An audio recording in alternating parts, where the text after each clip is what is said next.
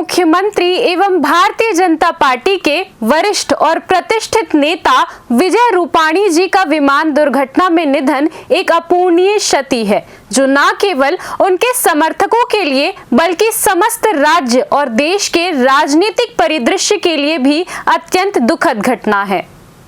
गृह मंत्री विजय शर्मा ने विमान हादसे में अमृत लोगों को श्रद्धांजलि अर्पित की, जहां ये भी कहा कि सरकारी तौर पर जो भी मुआवजे होंगे वो पीड़ित परिवार को दिए जाएंगे।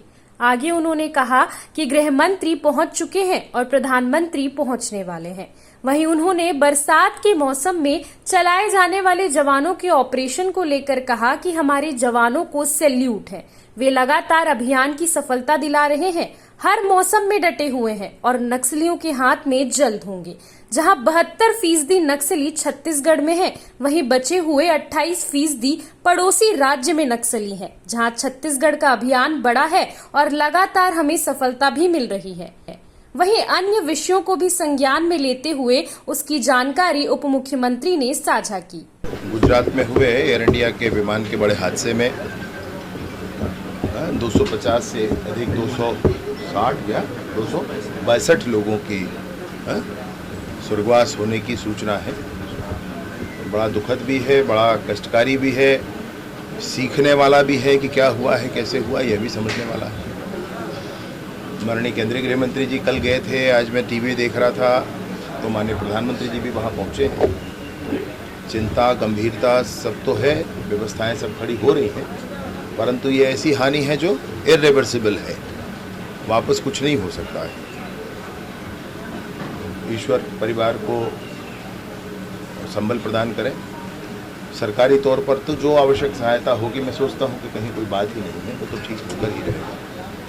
मैं अपनी तरफ से भी सारे ही लोग जो आज हमारे बीच में नहीं हैं, ईश्वर उनको अपने चरणों में स्थान प्रदान करें, ईश्वर से प्रार्थना करता हूँ। घर वालों को संबल प्रदान करें, ईश्वर से प्रार्थना करता हूँ। सर, पश्चिम बंगाल में टॉप लीडरशिप में छत्तीसगढ़ के नहीं होते, लेकिन निशाना छत्तीसगढ़ को बनाया जाता है। इसमें कोई ऐसा टारगेट बना लिया, ये वो, ऐसा कुछ नहीं है। हमारा स्पष्ट मानना है कि वो एरिया जो डोमिनेट उन्होंने किया वो क्लियर होना चाहिए, आवाजाही वहाँ प्रारंभ होना चाहिए, सरकार की योजनाएं पहुँचनी चाहिए, इसके लिए काम कर रहे हैं। इस बीच में जो भी आएगा उसको क्लियर किया जाए।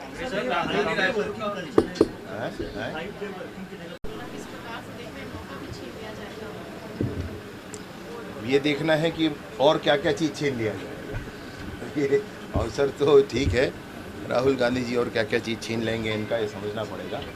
दुख का विषय है, छत्तीसगढ़ में बहुत से 3000 परिवारों के दुख का विषय है।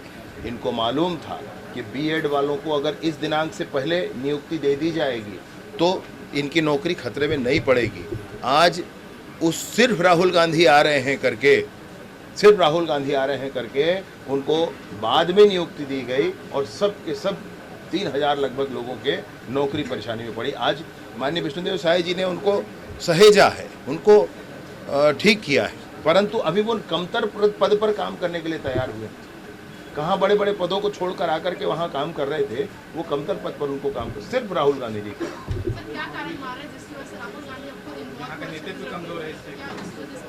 ना नेतृत्व कमजोर है नहीं है, वो हमारी चर्चा का विषय नहीं। मैं ये कहना चाहता हूँ कि राहुल गांधी जी निसंदेह अनवरत जो छत्तीसगढ़ की चिंता कर रहे हैं, उसके दो कारण मुझे समझ में आते हैं। एक तो स्थानीय नेतृत्व पर उनको विश्वास नहीं रहा होगा, परस्पर विभेद, परस्पर द्वंद्व का कारण है, और दूसरा मुझे जो लगता है वो ये है कि वो छत्तीसगढ़ की पूरी कमान अपने हाथ में लेकर के आगामी चुनाव आदि की चिंता करने वाले हैं।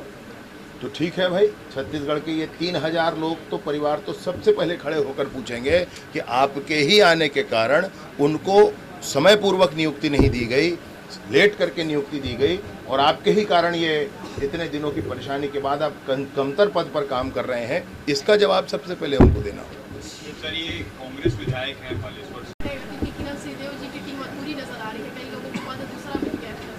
ना, किरण सिंह देव जी की जो पूरी टीम है वो नीचे से बनना होगी, ऊपर बन जाएगा ऐसा नहीं।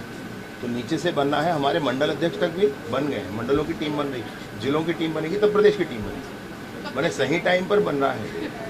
एक परिवार को थोड़ी ना फैसला लेना है, ये तो करोड़ों कार्यकर्ता मिलकर फैसला लेते हैं कि किसको क्या बनना है। इसलिए हमारी प्रक्रिया में समय लगता है और कांग्रेस में ये है कि पता रहता है भाई किसको बनना है टाइप का। कांग्रेस नेता CCN शार्ट न्यूज के लिए ब्यूरो रिपोर्ट।